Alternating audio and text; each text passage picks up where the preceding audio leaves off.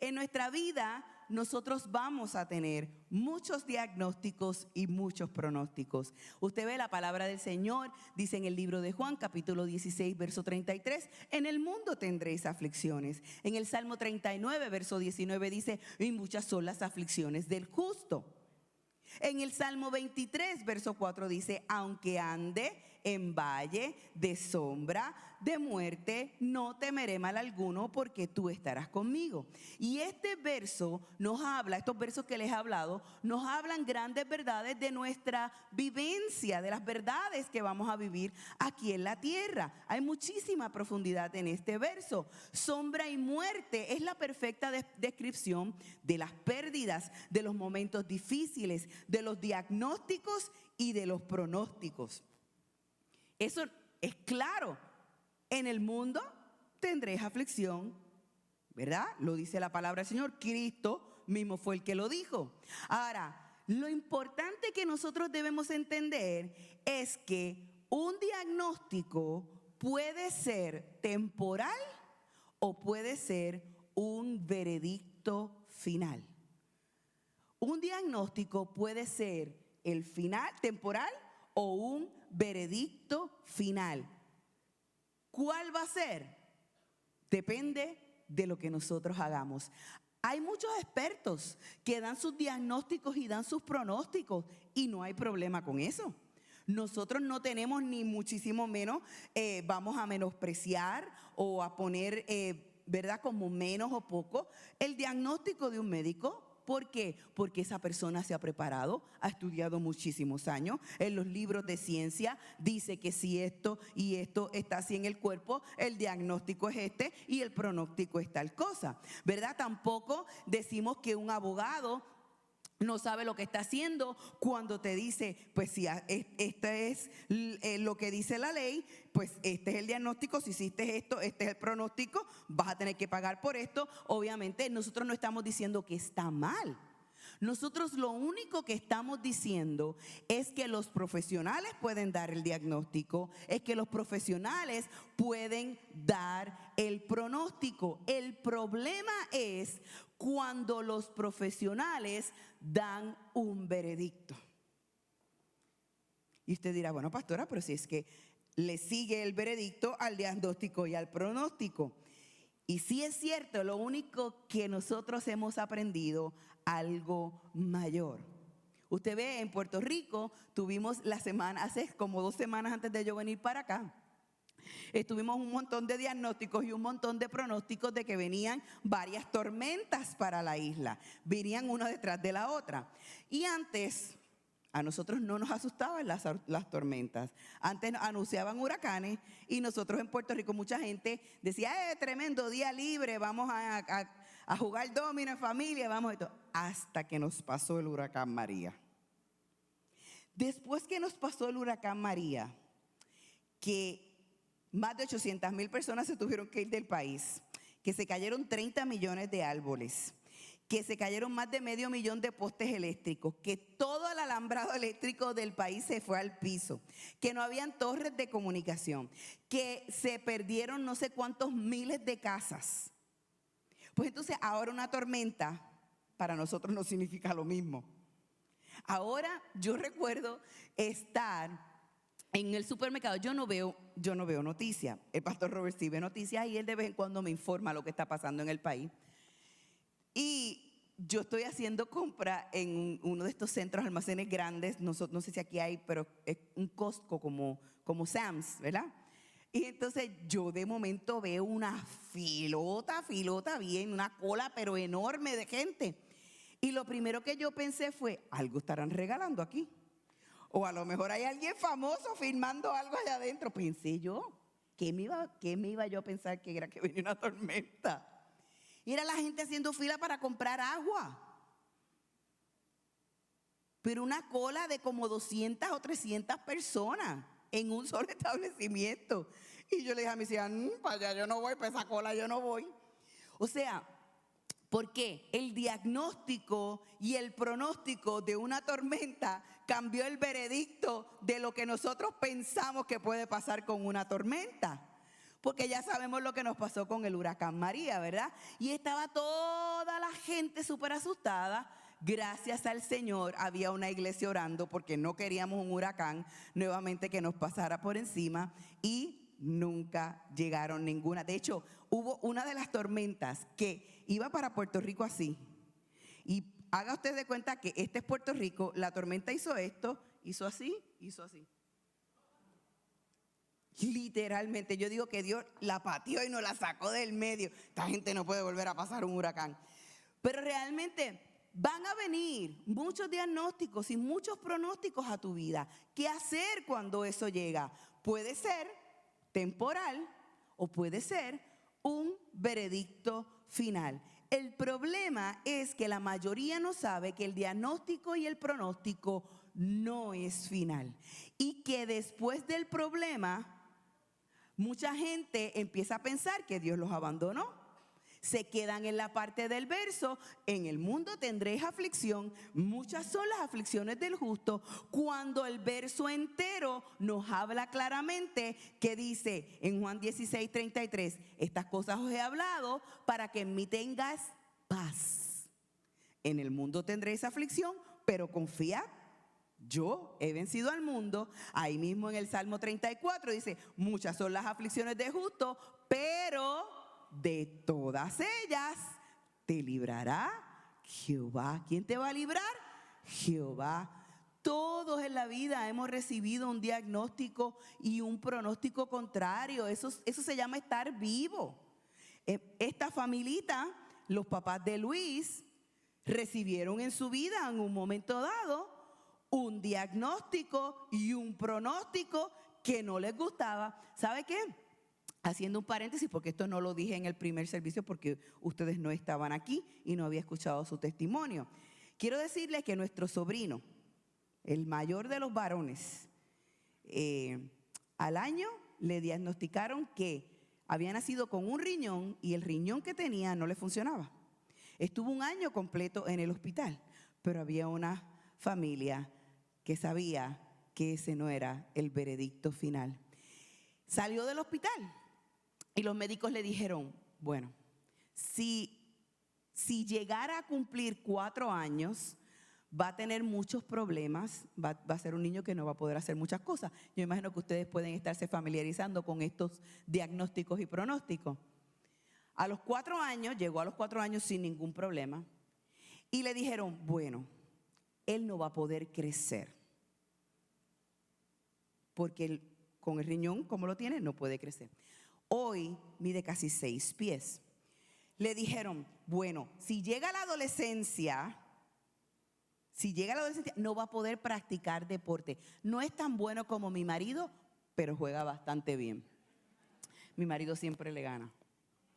Él sin vergüenza dice que él es la versión mejorada de su tío. ¡Qué falta de respeto!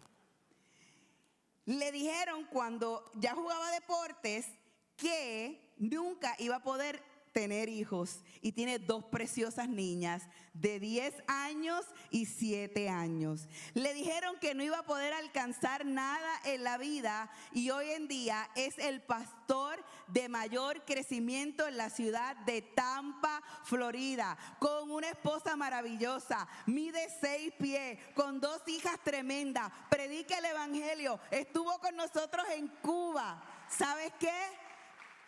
Te van a dar diagnóstico y te van a dar pronóstico, pero el veredicto, solamente Dios.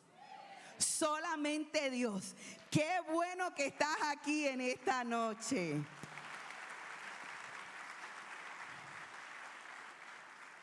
A Jesús le pasó. Jesús estaba predicándole a un grupo de gente y de momento se cae la noche y los discípulos le dicen, Jesús, lleva mucho rato aquí. La gente tiene hambre, despídelo para que se puedan ir a comer. ¿Cuál fue el diagnóstico? Hay hambre. ¿Cuál fue el pronóstico? Nosotros no podemos hacer nada por ellos. ¿Cuál fue el veredicto de los discípulos? Déjalos ir, despídelo. Cristo, como la palabra final la tiene él, le dice, denle vosotros de comer. Le cambió los muñequitos. Y ellos vuelven a hacer otro diagnóstico y dice, no hay donde comprar comida, son demasiados, solamente hay 5 panes y 2 peces de un nene que tiene una loncherita por ahí. ¿Cuál era el pronóstico? ¿Qué es esto para tanta gente? ¿Qué son 5 panes y 2 peces para tanta gente, Jesús? ¿Cómo tú pretendes que nosotros hagamos algo con esto? Tú ves, el pronóstico, el diagnóstico viene a robarte la fe, a pensar, ¿qué puedes hacer tú con esto ahora? Pero Jesús, ¿verdad? Después que ellos le dicen, esto es imposible, Jesús, ese era el veredicto de ellos, Jesús dice, bendito. Mira cómo se hace. Señor, bendigo estos 5 panes y estos 2 peces y repártanlos. ¿Sabe qué? Porque la última palabra, ¿quién la tiene? Dios.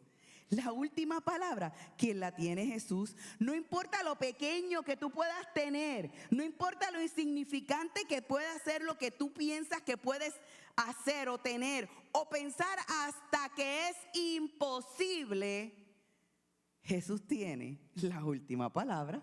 No depende de ti, depende de en quién tú confías.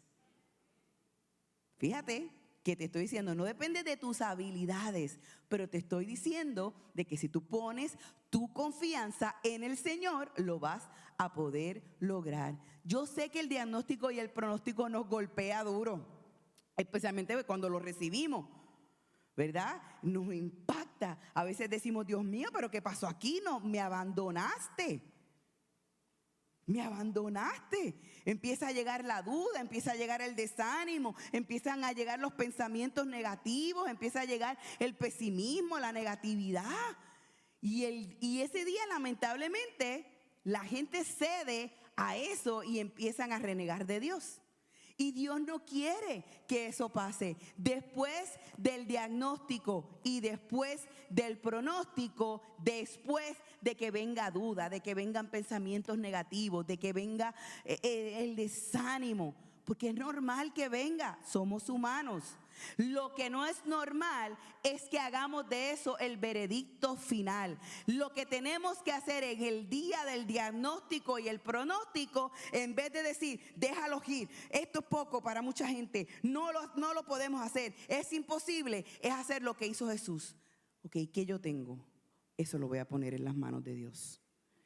Voy a poner mi semilla en las manos de Dios, porque Él es el que puede cambiar mi veredicto. Ese es el día en que tengo que agarrarme de Hebreos 11:1, donde dice que fe es la certeza de lo que se espera, la convicción de lo que no se ve. Si lo que estoy viendo no se ajusta a la palabra de Dios, entonces tiene posibilidad de cambiar, porque la fe puede hacer el milagro, porque la fe en Jesús puede traer de donde lo que no se ve a lo que se ve.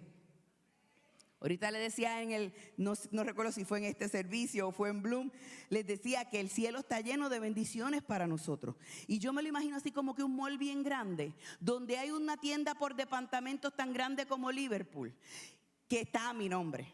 No sé cuán grande sea la tienda de usted, pero la mía es así de grande. Y está llena de cosas que dicen Marta. Pero en el cielo no las puedo usar, solo en la tierra. Así que a mí me daría mucho coraje si yo llego al cielo y esa tienda no está vacía. Porque eso quiere decir que dejé de recibir bendiciones que estaban para mí aquí en la tierra. Así que si Dios ha prometido bendecirnos, si Dios nos ha prometido que aún en el día de la aflicción yo confíe, porque ya Él venció, ya todo fue pagado, el precio fue pagado, ya yo se supone que lo que reciba es bendición, pues entonces yo me tengo que ajustar a la palabra de Dios. Hace 26 años atrás nosotros vivimos una de las experiencias más difíciles que hemos vivido como familia.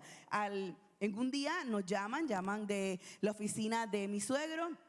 Yo estaba embarazada de 7 meses de Marta Nicole, de mi hija mayor, y nos llaman que mi suegro había tenido 3 infartos cardíacos. Que fuéramos al hospital inmediatamente y nosotros, pues ya usted sabe, nos montamos en ese carro y salimos lo más rápido que pudimos al hospital. Y cuando llegamos allí, mi esposo es un hombre de fe. Y le dijo al médico: doctor, ¿cómo está mi papá? ¿Cuándo lo puedo ver? Y él le pregunta, ¿verdad? ¿Cuándo va a mejorar? Y le dice: no, usted no entiende, a su papá le quedan minutos de vida. El bendecido soltó esa palabra así, viendo que yo tenía 7 meses de embarazo. Literalmente, yo sentí por primera vez en mi vida, yo he sentido una cosa como esta. Yo literalmente sentí que el piso se me fue de debajo de los pies.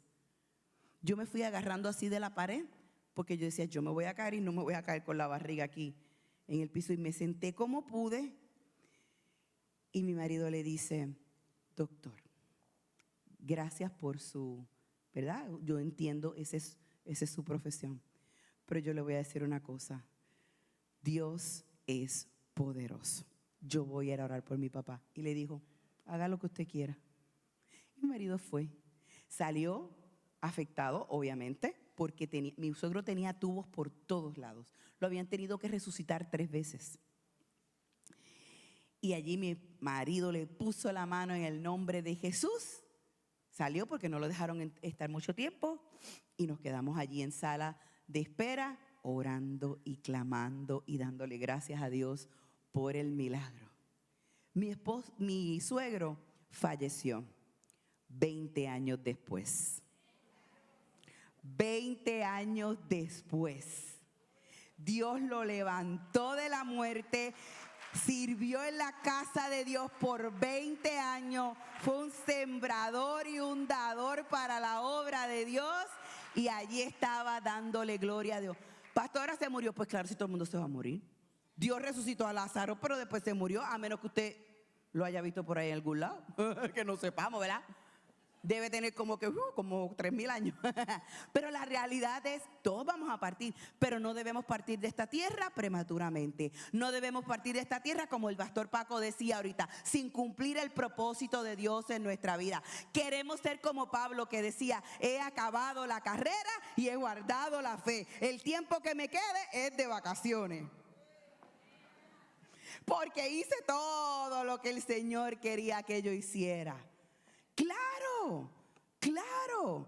4 años más tarde, después de eso, a mi hija, en un chequeo de rutina, porque le había dado un catarro muy fuerte, la meten para hacerle un estudio de resonancia, ¿verdad? Una placa, y le encuentran un tumor detrás del riñón izquierdo. Y se forma, se corre y corre, tenía 4 años. Se forma, se corre y corre, y nos empiezan a mandar a médicos y nos empiezan a mandar especialistas. Y todos los especialistas decían que había que operarle inmediatamente y que había que hacerle un tajo desde aquí hasta acá. Había que sacar eso que estaba ahí porque no sabían qué era. Bueno, se formó un corre y corre. Y ya usted sabe, yo me afligí, claro, yo es mamá, yo lloré, por supuesto que lloré. ¿Que vino duda a mi corazón? Porque soy humana. ¿Que vinieron pensamientos negativos? Por supuesto. Pero no abrí mi boca ni por equivocación. No salieron por mi boca esos pensamientos negativos ni esas dudas. Yo no iba a sembrar una semilla equivocada en el mundo natural, más nunca.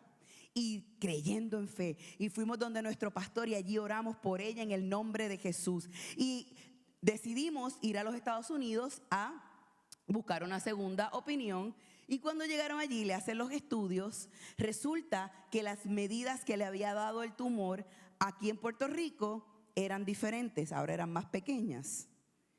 Y el doctor nos dijo allí en el Miami Children's Hospital, que es un hospital muy famoso de niños, le dice: mira, usted la pueden sacar si le quieren saber el nombre o apellido a lo que ella tiene ahí.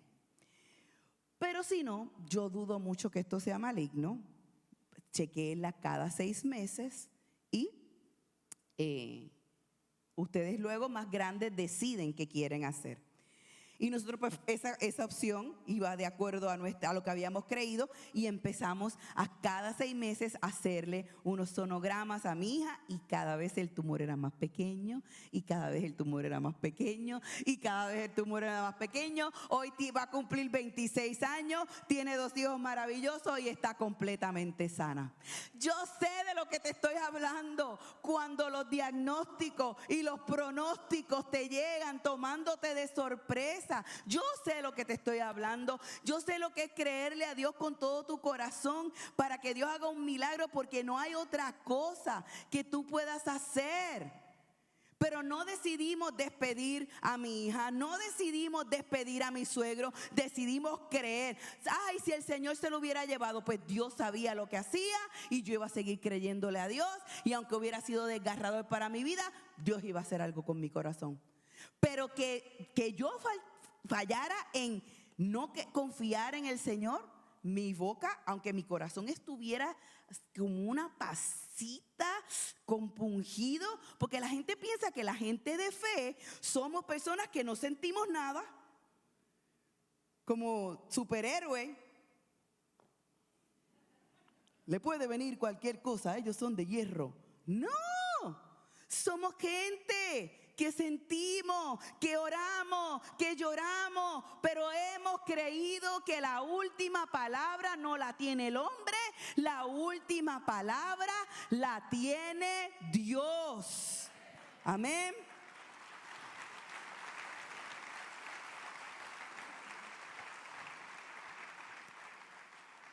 Yo no sé cuál es tu pronóstico y tu diagnóstico. Tal vez puede ser un matrimonio que no pueda tener hijos. Tal vez puede ser un hijo que esté pasando por una situación en la escuela o de salud. Y nos llega, ¿verdad? O llega la desesperanza. Tal vez el diagnóstico, pronóstico puede ser que quieres o que quieren quitarte tu casa, que vas a perder tu casa, o que vas a perder tu empresa, o que vas a perder tu trabajo. Yo no sé cuál es el pronóstico y el diagnóstico que esté aquejando tu vida, pero sí creo que la actitud que tengamos al respecto puede hacer la gran diferencia. Y yo me encontré hace un tiempo con esta carta y tocó mi corazón grandemente de lo que puede ser una persona que decide ir en contra de las posibilidades humanas. Escuche bien esta historia. Thomas Edison llegó a casa y le dio a su madre, Nancy Elliott, una nota. Él le dijo a ella: mi maestro me dio esta nota y me dijo que solo se la diera a mi mamá. Cuando ella leyó en voz alta a su hijo la carta que él le trajo, sus ojos estaban llenos de lágrimas. Ella leyó: su hijo es un genio. Esta escuela es muy pequeña para él y no tenemos buenos maestros para enseñarlo. Por favor, enséñele usted. Muchos años después, la madre de Edison falleció y él fue uno de los más grandes inventores del siglo XIX y del siglo XX. Un día, él estaba ordenando algunas cosas antiguas de la familia y repentinamente vio un papel extraño doblado con un dibujo en el escritorio.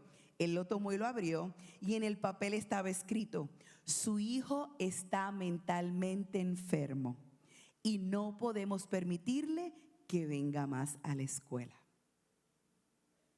Edison lloró por horas y quedó sobrecogido.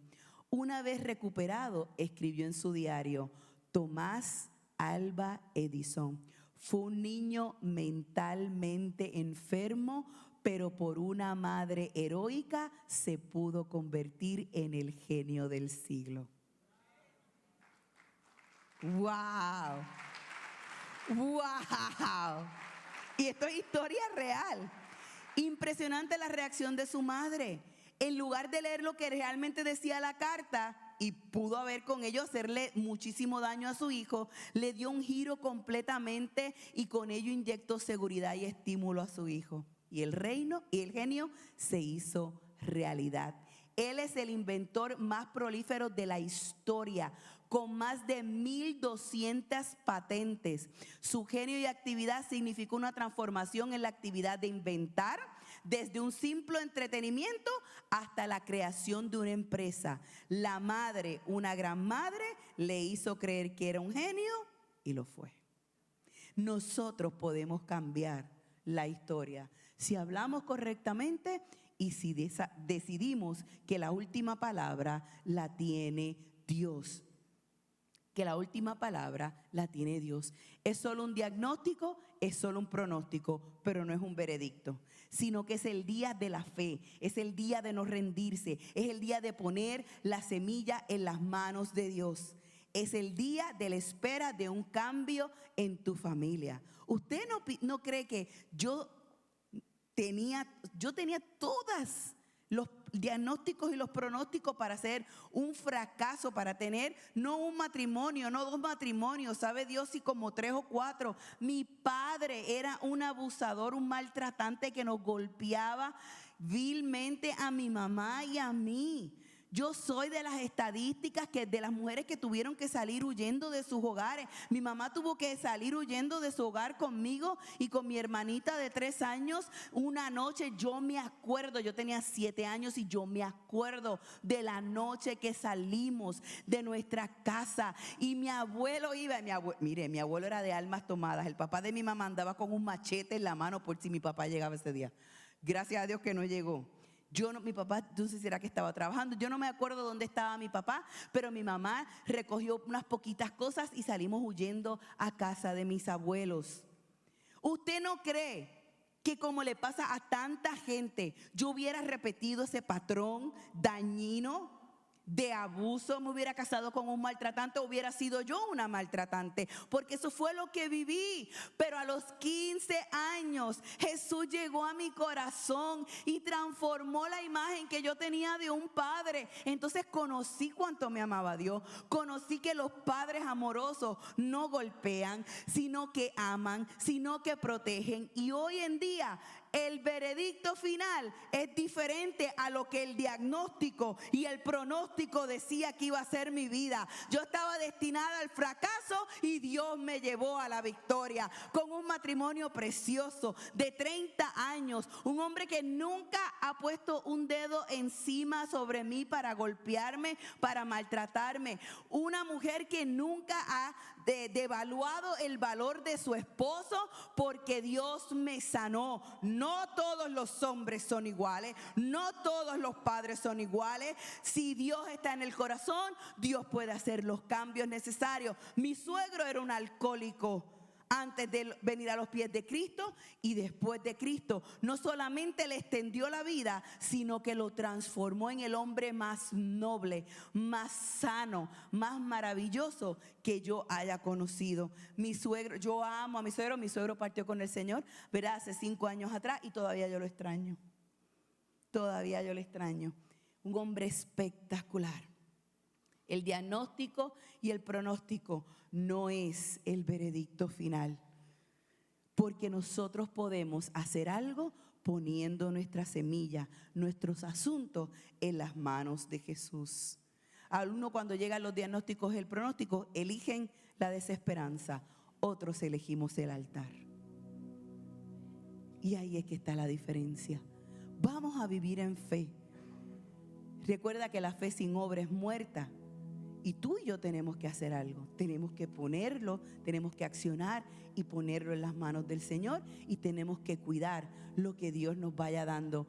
Pastor Robert dice que milagro sin sabiduría te vuelve a meter en problemas. Así que hay algo que tenemos que hacer. Claro que vamos a orar por sanidad, pero también vamos nosotros a comer bien y hacer lo que tenemos que hacer, ¿verdad? Para mantener nuestro cuerpo en salud. Claro que vamos a creer y vamos a recibir bendición en nuestro matrimonio, pero la fe te dice, vive apasionadamente con tu esposo, con tu esposa. Claro que vamos a orar y vamos a creer por nuestras finanzas, pero nosotros en fe vamos a dar nuestros diezmos. ¿Que oramos por nuestros hijos? Claro, pero los vamos a disciplinar y los vamos a amar, como dice la palabra del Señor. ¿Oramos por trabajo? Claro, pero salgo a buscarlo. No te va a llegar el trabajo tú viendo televisión en tu casa. Oro para prosperar, pero ofrendo y cuido mi trabajo y doy la milla extra. Oro por mi suegra y le digo, Señor, llévatela porque mejor está contigo. Eso sería algo que diría el pastor Robé. Yo no digo eso. Yo no digo eso. Mi suegra era bien buena. De hecho, a mí me pasa como un hombre que le dijo a su amigo, mi suegra es un ángel.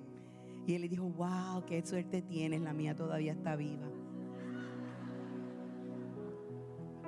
Son bromas porque yo soy suegra. Usted sabe que mi marido, molesta muchísimo a mi mamá en la iglesia. Le dice chupacabra, serpiente, bruja. Mire, una vez, ellos tienen una relación increíble. Ellos se aman y se adoran. Mi mamá le pasa cualquier cosa y el primero que vuela al lado de ella es él.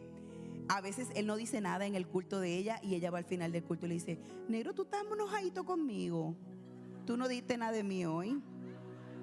Usted sabe, es que mi mamá es terrible. Mi mamá llega a mi casa y si nosotros, por ejemplo, ella tiene llave, ella entra cuando le da la gana. Y a veces nosotros estamos sentados en la cama viendo televisión y se tira y se mete en el medio de nosotros dos. Se le tira encima a mi marido y dice: voy a dormir contigo esta noche. Yo digo: mami, es que tú te buscas las cosas. Tú te las buscas. Usted sabe, me acordé de esto ahora. ¿Tú sabes lo que mi mamá le hizo una vez a mi marido en pleno servicio?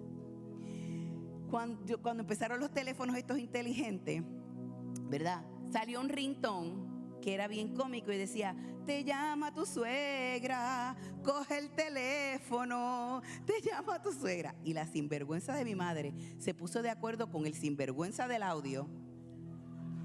Buscó una escoba en la covacha de la iglesia.